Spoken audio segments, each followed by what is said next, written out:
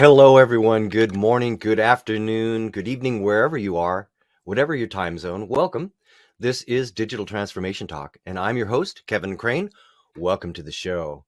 We're here today to talk about developing a digital transformation strategy that optimizes your digital investments. And this is important because companies are making record-breaking investments in digital transformation. According to Ernst& Young, investments are up 65% from just a couple of years ago. But the thing is, after years of heavy investment, companies are now feeling the heat to transform their operations and move digital efforts forward and show real results. Indeed, nearly three-quarters of executives say they must radically transform their operations during the next 2 years to effectively compete in their industry. And this is across all sectors. Companies everywhere are working to scale technology solutions in ways that matter and realizing real world benefits as they step up their investments in high priority projects. One challenge may be measuring digital returns. According to the Ernst& Young survey in 2020, only 23% of respondents measured their digital returns. Today, 41% are measuring their returns, and that is increasing every day. But many organizations still struggle to measure and achieve results from digital transformation because the concept of measuring return on investment for digital projects and programs and use cases is still not applied systemically. So, what areas of digital investment are ripe for real impact, and where should organizations put their investments today in order to really move the needle? And then how should organizations measure the effects and strategies in order to demonstrate and optimize their investments? Well, that's what we'll be talking about today with a great panel of guests. But before I introduce our guests and our news article today, I want to say that I want to hear from you too. We'd like to encourage everyone attending today to participate. So please join in with your comments in the chat section. And if you have a question along the way for one of our guests, please enter that into the Q&A feature. I will attempt to get some of the questions into the flow of the show, and we'll have a few minutes also at the end for your questions. All right, with all of that said, let's bring aboard our great panel of guests today, starting with Fiona Delaney. Fiona is the chair of the Blockchain Ireland Startup Group. Fiona, are you with us? There you are, Fiona. Welcome aboard. Where are you calling in from? I'm calling in from Dublin in Ireland, and I'm really pleased to join you today, Kevin. Thank you so much. It is so nice to have you with us, coming all the way from Dublin. Next up is Nitish Mittal, a technology partner at the Everest Group. Nitish, welcome aboard. Where are you calling in from? Hi, Kevin. I'm usually based in London, but today I'm in Paris. Tough job. You got to do it, though. Somebody's got to do it. Welcome aboard, Nitish. All right. Also joining us is Dr. Tim Botke. Dr. Tim is a partner at Deloitte and the author of the book Digital Transformation Payday. Welcome aboard, Tim. Where are you calling in from? I'm calling in from Munich, and great to talk to you again, Kevin. Nice. Great to see you. And last but not least, Chris Winder, Director of Marketing, Developer Cloud and OEM at OpenText. Chris, welcome aboard. Where are you calling in from? Good morning. I'm calling in from London, Ontario in Canada. Nice, nice. Well, we are reaching all points of the world, it seems like today, coming here from Portland, Oregon, west coast of the United States. So welcome, everybody. Thank you so much for being with us today. To start us off, I would like to draw our attention to an article published recently by the Boston Consulting Group, and it is in the chat feature to the right here to the screen. I think Hunter will be putting that up, so please refer to it now and hold on to it for future reference. But in the article, the authors say that managing a digital platform that constantly creates value is about enabling teams to transform what they deliver and how they deliver it. Now, that sounds straightforward, but success really depends on fostering enablement, empowerment, engagement by investing in the right products. So I'll put my question to the group. What areas of investment in digital transformation are ripe for this type of real impact? And where should organizations put their digital investments today in order to really move the needle? I'll open it up to everyone, but Tim, can I start with you today? Where should we be putting our digital investments today? I think it's a very, very interesting question, because my view is that there is a step which needs to be made before that, which is deciding what strategy to follow, and then to decide which tools are really helping you to achieve what you want to achieve in your given market, which is usually being better than competition and beating competition. And so then you can decide which technology is best, where your gap is to competition, how to close it, and so on. All right. So really beginning with the end in mind is always good advice. Fiona, what's your advice for where we should put our investments today and our attention? I have to agree with Tim. I think strategy is everything. I just don't think you can really understand the end, though, in the context that we're in today. Because I have a blockchain company myself, and I'm the chairperson of the startups group in Blockchain Ireland. So we take a very much ecosystem approach to how we understand our market and our network. And we have some really interesting insights there about who the talent is and how frequently the talent is also the consumer stakeholder in Web3 or in blockchain, or even emerging into the metaverse. And I think we see something like that in gaming as well. A lot of the talent in the gaming space are, really like expert gamers as well. So we have this concept of stakeholder engagement and stakeholder roles as shifting and being held by the same sort of segment or same personas, if we want to talk about it in an engineering type way or user-centered design type way. I myself am an engineer, and I bring all of that user-centered design with me to how I examine the ecosystem.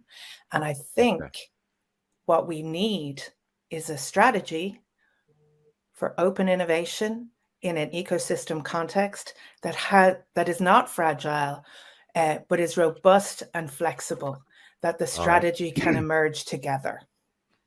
All right. Very good. Yeah, and I think hopping on to your point, I think there's I think sometimes we get too cute. And I have found, back when I was a consultant a few years ago, when I was actually in sites looking at their digital transformation strategy and helping them build it out. And now that I'm on the marketing side, working with ISVs and companies building out the strategic part, there's a lot of gaps in just the digital plumbing and the brilliant basics.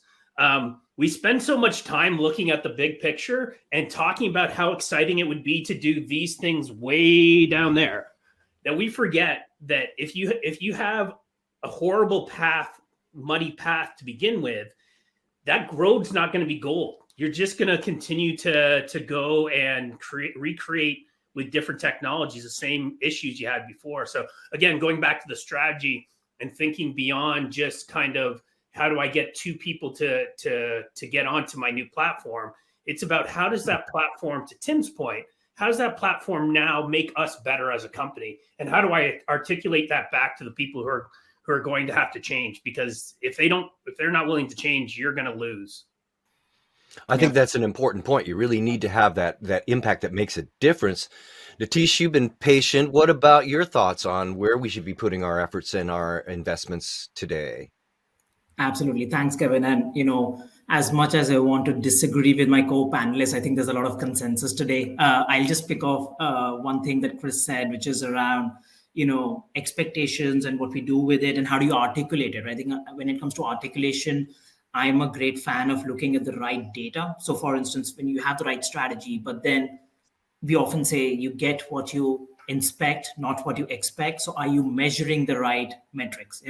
Metrics and KPIs can often be inward looking. I'm a bigger fan of thinking about OKRs, so objectives and key results. And then how does that percolate down the organization? So if you're trying to achieve a certain outcome and you start with the strategy top down, as Tim said, what are the OKRs that you're measuring? And then how does it impact organizational models, operating models, and so on? So, and just to add to that, and based on the research for the book and all the discussions I've had afterwards, the funny thing is the major feedback was that all these transformations, they're usually breaking in the element which hasn't been considered. And it's less and less technology. So the basic platforms, they're now more or less stable. it's still integration of technologies, which is often underestimated, but it's very often the people dimension. Yeah. So most of the discussion in the end said, look, it would have all gone okay-ish, as it's a special German term, if it weren't for our people and our customers. Well, and if it wasn't for everybody, it would have worked. Yeah. Okay-ish. Is that a Deloitte thing there, Tim? No. It's a German mangling of language. I'm German, so I can do it. All right. If we're talking about languages and linguistic resonance, I think in Ireland we might say, "Oh, that's grand. It's grand." As in, that could mean absolutely appalling. All right. Well, there was a couple of things in there that I want to get to. The human side I want to talk about here in a moment. But Nitish brought up a question that I have in mind, and that is about measurements. And the article that from the Boston Consulting Group explores what a digital platform needs to look like and how to avoid many of the traps, especially when using a shared service model, which is sort of the focus of that particular article, that hinder a company's ability to optimize their investments. But when successfully implemented at scale, the authors assert that digital platform-based models can deliver some real measurable results. Things like acceleration in time to market and new product delivery.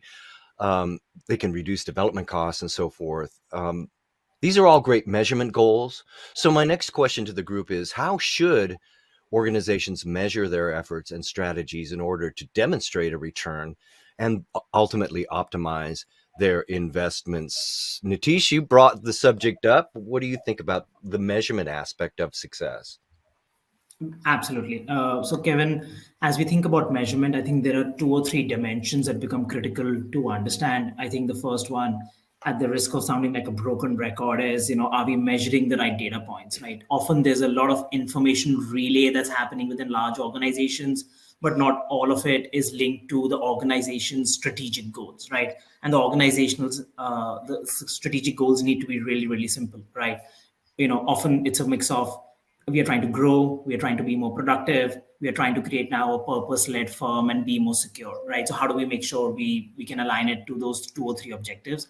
The second thing is generating institutional conviction about these goals. Often, again, what we see as an industry analyst is, a certain set of teams are measuring things which are relevant to their teams, but they struggle to get other teams along, especially, when IT is trying to work with business and other functions to make sure everybody's rowing in the same direction. So I think how do you build institutional conviction is an important thing. And I think the third thing is understanding that these measurements have to be revisited. So having an agile governance layer on top of it. So how do we make sure the measurements that we're using right now are not out of date, are revisited at a short time frame, 12, 18, 24 months, depending on the level of disruption in the business, because we honestly believe there are no 5-year plans anymore. So I'd say it comes down to those 3 things. And then, obviously change management is the easier part. Really? I'm going to push back on the change management part, because that's where I see failure. That's where I used to see failure all the time. Really? How so? So let's go with the most basic of digital transformation, right? That move from paper-based invoice to some kind of digital invoice, whether it's e-invoicing or capture plus workflow, whatever you want. Doesn't really matter about the technology. Typically, we assume that some senior manager who's been doing it for 10 years that way is going to be excited about doing it a different way and teaching his team to do it a different way. And so and we all know what happens when you assume. So what ends up happening is that we fail miserably because they have no reason to change. They have no want to change. They know how it works. They know how to hit their KPIs. They know how to be successful with system X. And if we reduce the budget on change management and communication of why they need to make that change, you end up with failure. Doesn't matter at the size. I've seen it with hospitals when I've been in there. I've seen it with ISVs who've tried to make changes to their business process. But I think where we see failure, and that part that no one ever wants to talk about, is just how important change management and a strategic change management plan is to success of a digital transformation strategy. Super huge. Yeah. And just to add to that one little point, I think what I've seen in the overall research is that it's fairly easy to construct business cases for successful digital transformation in what I would call a niche or a frontier of the business. And that's where it's usually starting. The hard thing is to take it back to the core. Yeah.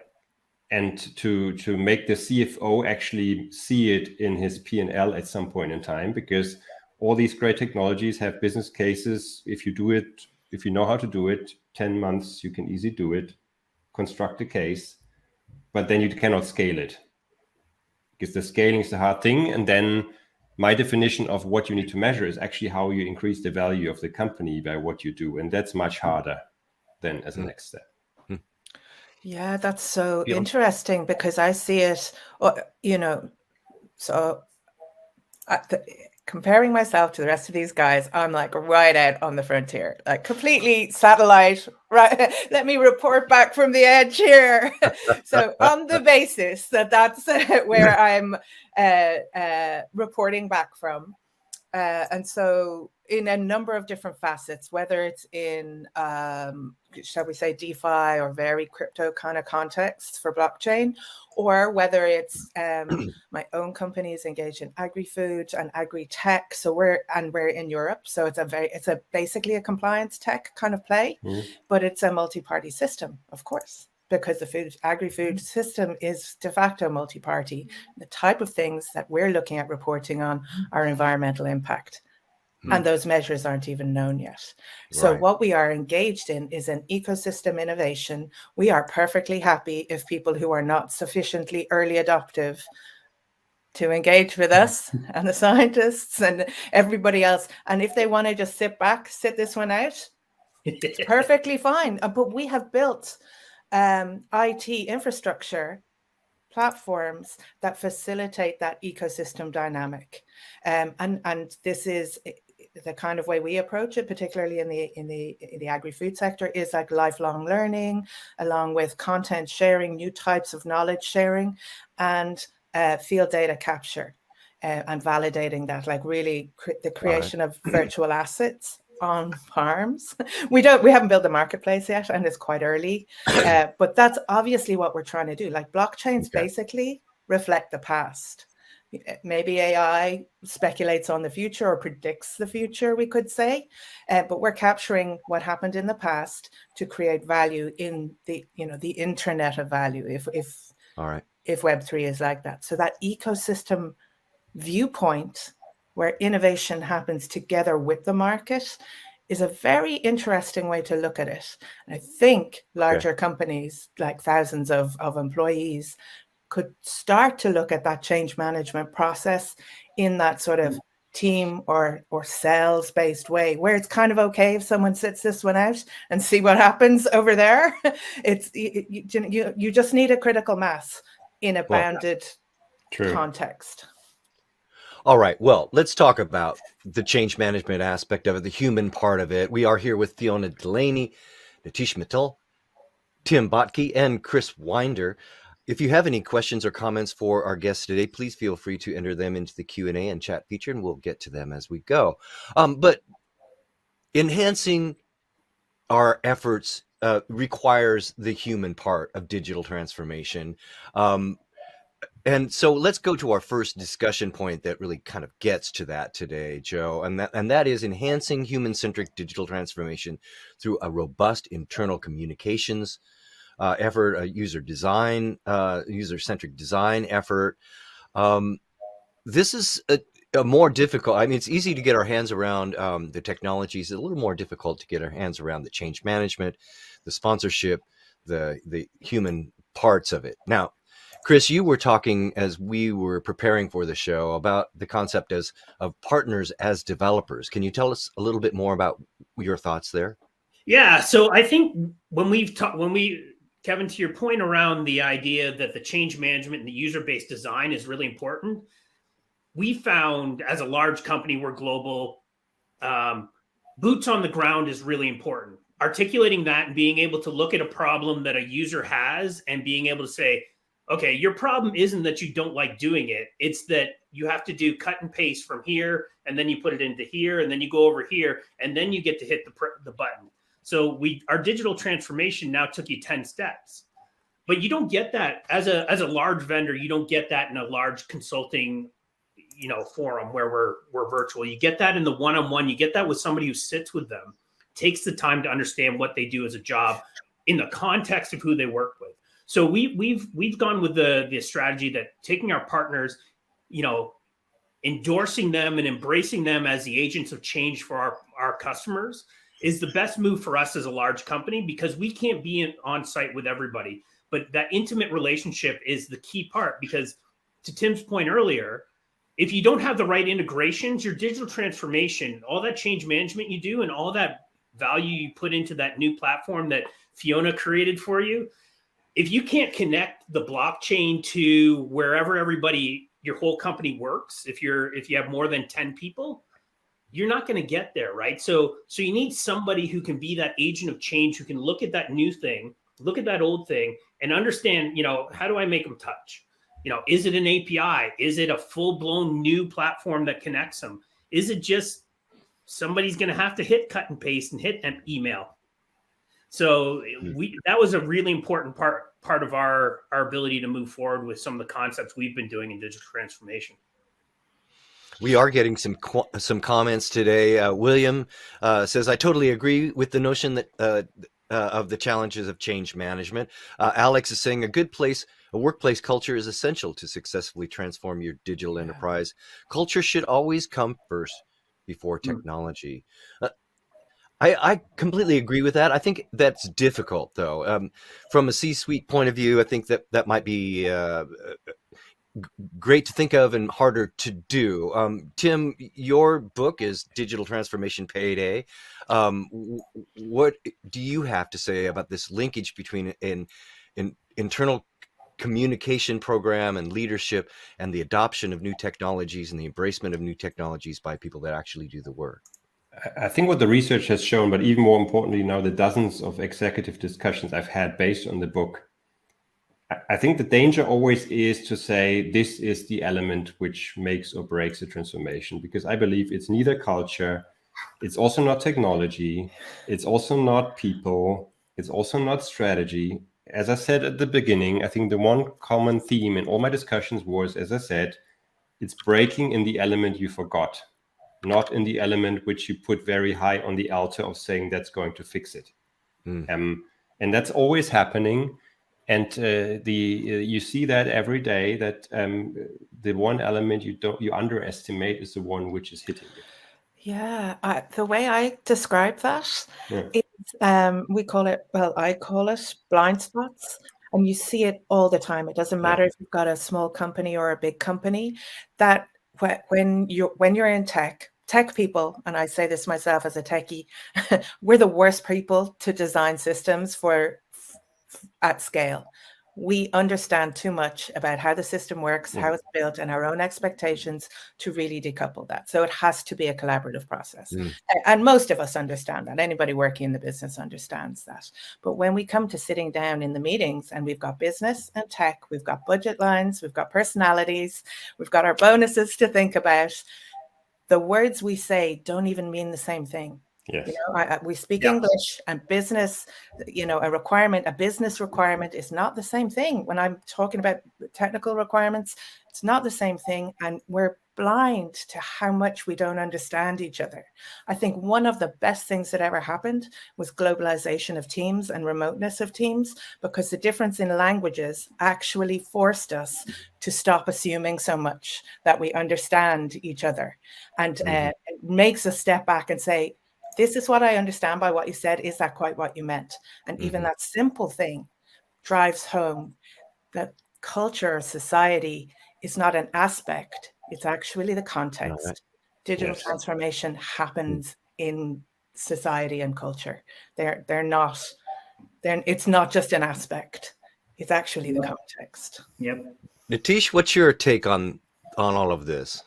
I was nodding furiously as Fiona was speaking, because I think that's such a valid point. And I think in our experience, that often starts with empathy and also not assuming anything, right? So, and I see another comment which talks about it's easy to sell it to the C-suite, but how do you get people who are actually supposed to do this and get them to buy in? And that's so true.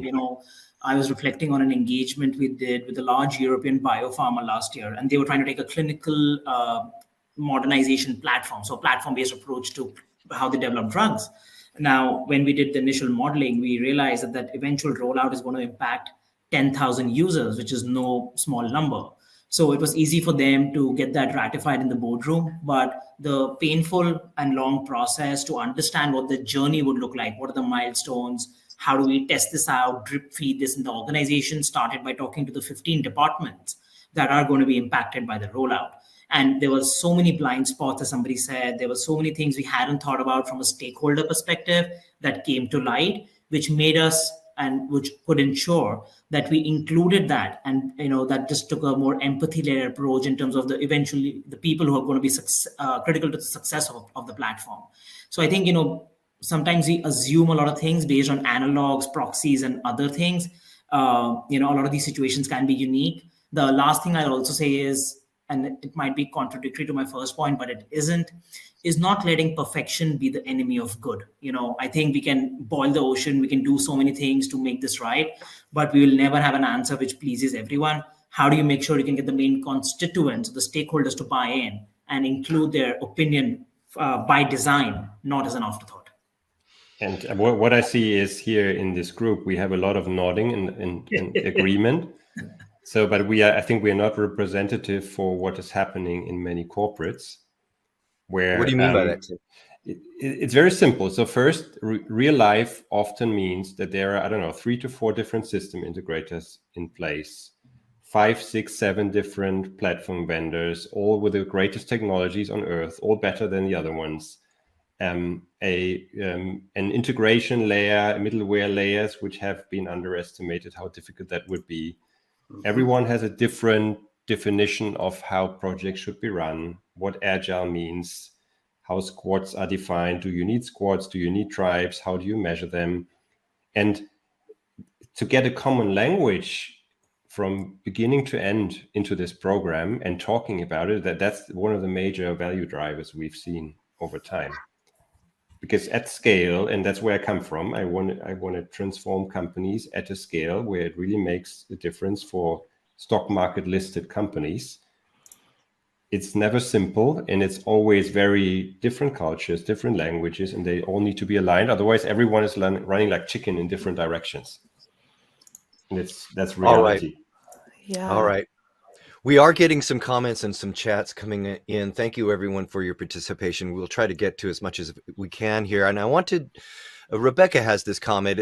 This is often overlooked, but staff feedback needs to inform organizations' digital transformation process and timelines. After all, digital transformation starts with internal communication.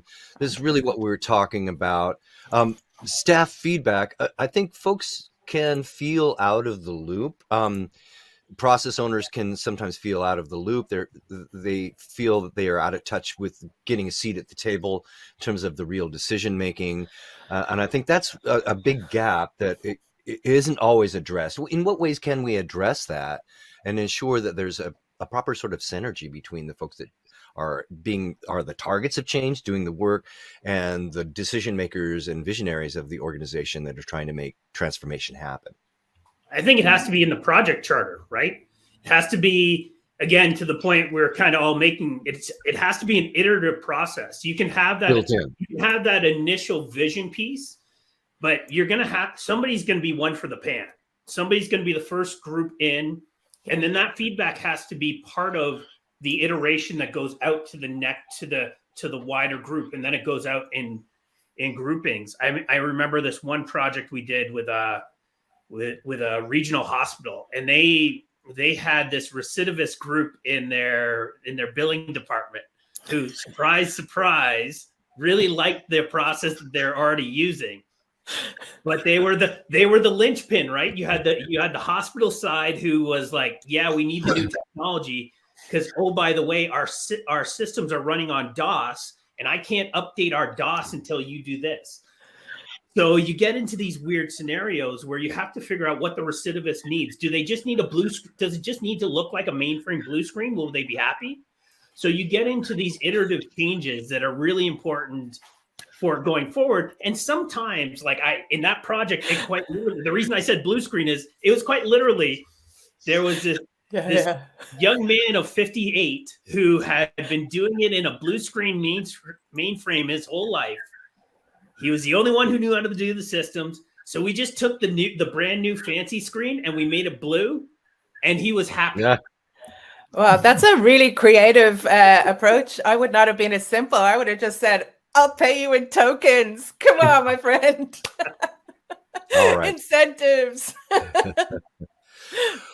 All right, let's keep moving on. I want to talk about how we do all of this. And our next discussion point is customizing innovation frameworks to best leverage emerging technologies. A framework, that intrigues me. What is that framework? How does it work? And how does it really help us leverage emerging technologies? Fiona, I know you had an example when we were talking briefly yesterday where farmers were using data capture for ecosystem innovation. Can you tell us a little bit more about how that rolls up into a framework for innovation? So the framework for innovation was more or less coming from our side of the table. We are one party in a decentralized science project with a lot of soil scientists, microbiologists, universities, tech providers. There's a lot of drone stuff, computer vision on grapes. I've learned a lot about wine. It's been great. Tough job. Like really, like a lot of different things coming together with very, very passionate agronomists, landowners who really want to make a sensible commercial transition to regenerative agriculture. Fascinating thing about the wine industry, particularly in Spain, they are not encumbered by the very strict geolocation aspect that might happen in France. Okay, very, very strict geolocation governance there. And they're sort of the underdog competitors, very, very interested to lean into something that's new and achievable. They are suffering from climate change, drought, pests, all that sort of thing. And they really are thirsty. The farmers are thirsty for change. So through this project, which is completely decentralized science, we brought in a blockchain framework and a mobile-only data capture in the fields for the farmers. We don't need all the farmers to do it. We just need some of them to do it. And as they've been rolling out, and we can prove that we can work with the farmers, all of those other scientists are really interested to work with us, because now we have this nifty little mobile first, offline first, blockchain at the edge solution, which could not be simpler. It is the lightest little, intervention into that space, but it is pure information technology for supporting those business objectives.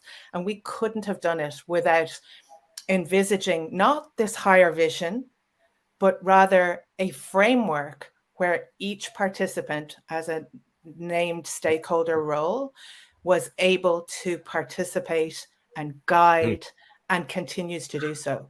So as the needs emerge, we're able to capture them and create actually reputation for all the participants within that project, so that kind of like Stack Overflow or Reddit or something like that, we don't upvote or downvote things, but each user has their own reputation within the system. And we can see that as this emerging digital collective happens, that former social roles are disrupted. This happens in organizations, right? This is part of the problem. And so we're using things that we know from social networks and applying them to digital transformation. Now, Tisha, I know you had mentioned, I believe, that you were had some work in agricultural space as well. Can you tell us a little bit more about your experience and what a good innovation framework would look like? Absolutely, Kevin. And, it might be sinful to say this as an analyst or a consultant, but I think the world could do with one less framework. I think there's just too many frameworks out there. So really? Yeah, exactly. I know. I'm a big fan of frameworks. What do you mean by that? So I think what happens is people sometimes start admiring frameworks or admiring problems than solving for them. So I'll give you the example of the agriculture example that you mentioned, right? So this was with an agri-tech company. And one of the things they were trying to do is, thinking about the usage of emerging technologies, let's say drones and other ways of data capturing, to understand how they can improve things like yield and productivity. Now, a lot of the initial discussions with this company ended up going into areas like, what's the long list of all of these emerging or exponential technologies, starting with drones, but moving to many different aspects. And at some point, the correlation or the view around what is the end outcome and the means towards an end got lost, right? So the technology is supposed to help us accelerate towards an outcome. It's not supposed to be the end goal.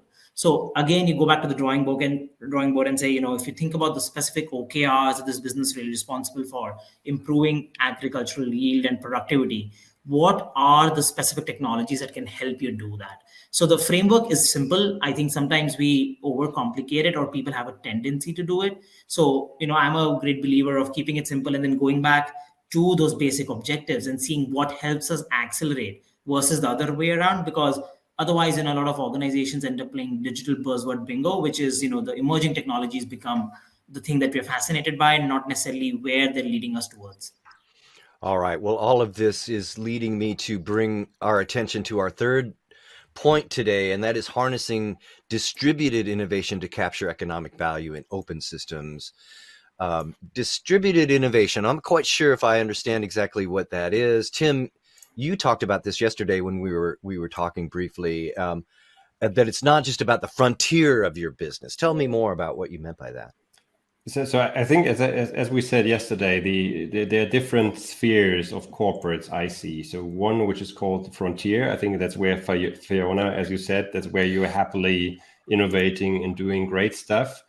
Then there's this sphere which I call adjacent, which still has something to do with your core business, but has some additional innovation elements in it. And then there's your core. And the problems which most corporates I work with have is that no corporate on this planet can by itself have all these spheres on their radar screen. So what they need to do, they need to embed themselves into ecosystems. I think that's a no-brainer.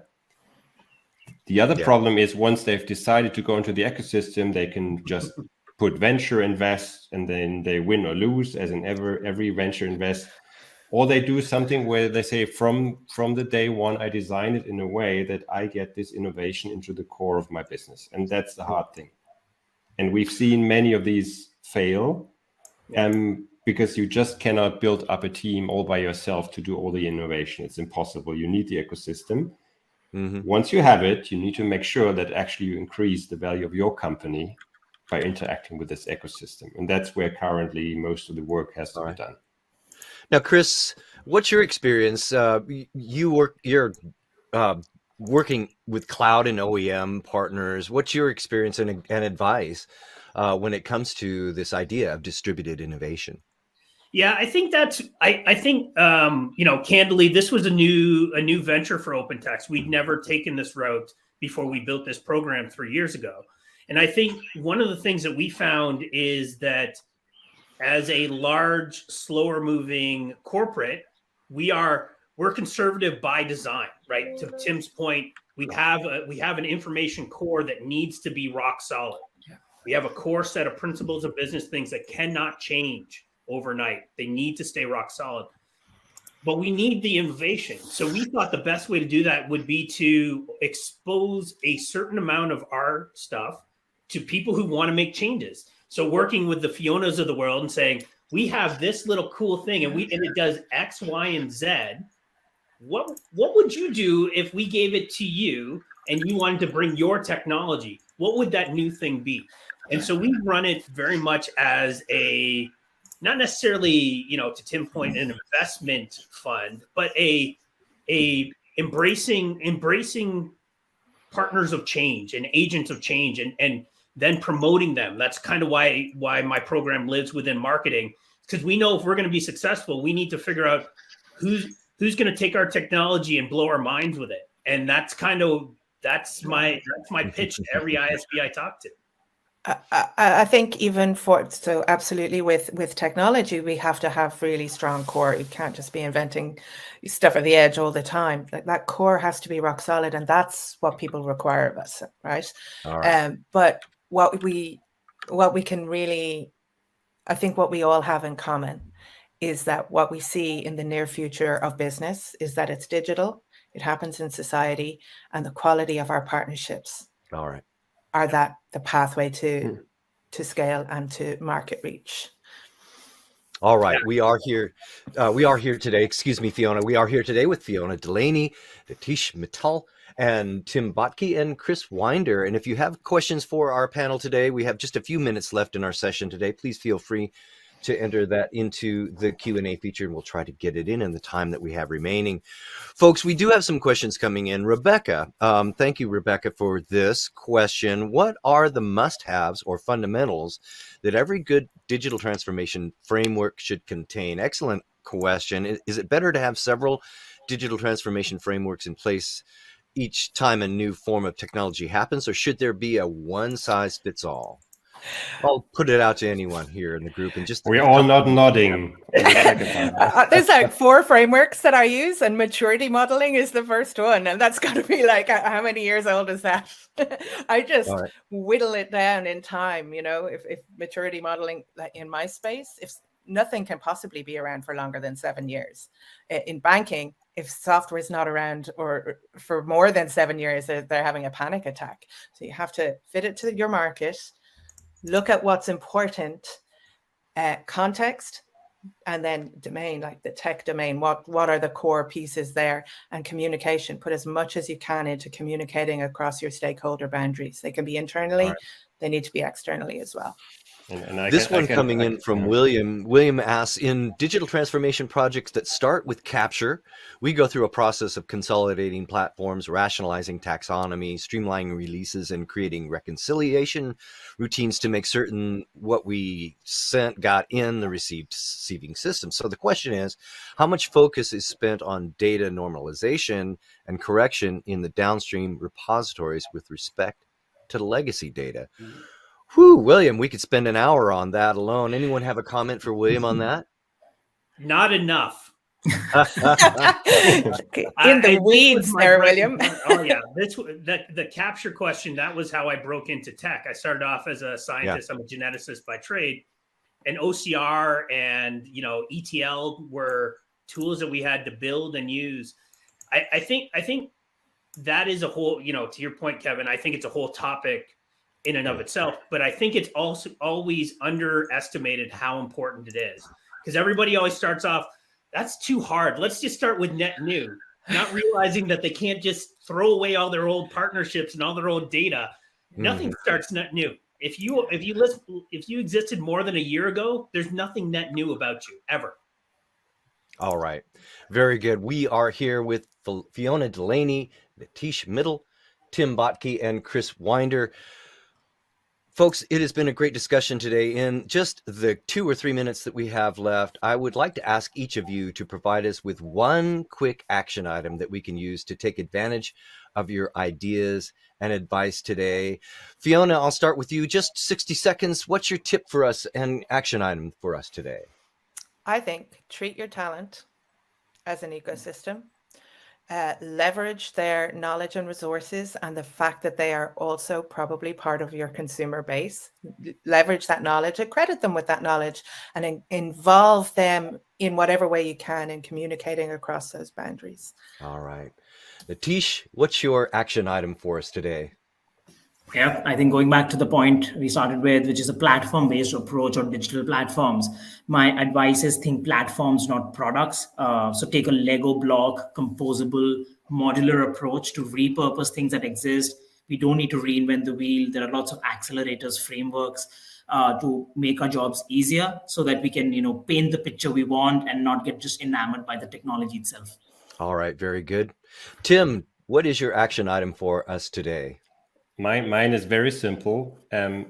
Think first where you want to play, and then think how you want to win, and only then think about all the rest. And All right, Tim, thank you. and then make sure all the rest really means all the rest. I don't care which framework is used. I would add to what Nitish said. I'm a consultant, so I should love frameworks, but I actually don't like them. Okay. Because they're often misused. Okay. So use one which covers all the elements you need to think about. Right. If you can think about all of them without a framework, it's also fine. Okay. But think about how to win all in right. your transformation. All right. Thank you, Tim. And finally, Chris, do you have an action item for us today? Yeah, it's don't underestimate the integrations and how much you can get, how many screens you can get rid of. If you have a worker working in more than 3 screens, you've lost the digital transformation game. Okay. Very good. All right. Fiona, Nitish, Tim, Chris, thank you so much for being with us today. You are a great panel. Your perspectives and advice were spot on. So thank you so much. I hope that we get a chance to talk again soon. And to everyone joining us today, thank you too. Please join us again next time on May 23rd at 1600 British time, when we will talk with another great panel of experts next time about transforming your business critical virtual and hybrid events. That should be another great session. All right. And if you'd like to find me, please do so. I am on LinkedIn and I'm happy to connect there. And you can check me out on my weekly audio podcast, the Digital Transformation Podcast. All right. Well, that'll do it for this episode of Digital Transformation Talk. Thank you so much for being with us. And until next time, I'm Kevin Crane. Thanks for watching.